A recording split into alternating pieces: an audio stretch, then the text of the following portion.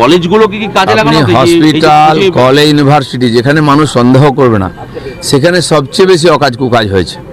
Bomb বন্দুক থেকে আরম্ভ করে টাকা পয়সা লুটপাট, এখানে মদ খাওয়া ফুর্তি করা, এইসব হতো, পার্টি হতো। তো আপনি ভাবুন কি পরিবেশ হয়েছে, কি অবস্থায়। এত অস্ত্রশস্ত্র আনা হয়েছিল ইলেকশন লড়ার জন্য, কিন্তু ইলেকশন কমিশন কিছুই করতে দিল না। এখন সেসব হাতিয়ারপত্র তো আছেই, যেখানে সেখানে ছাপ্পা মারলে বেরোবে।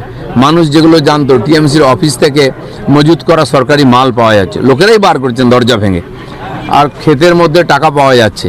ভাবতে পারছেন কি অবস্থায় পৌঁছেছে পশ্চিমবাংলা এই 15 বছরে। তারপরে বড় বড় কথা বলছেন ওনারা। মানুষ অনেকটা সংযত হয়ে আছে আমরা বলছি বলে।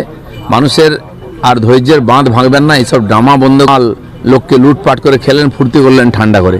এখন এই বিক্ষোভ এসব ড্রামা কেন করছেন?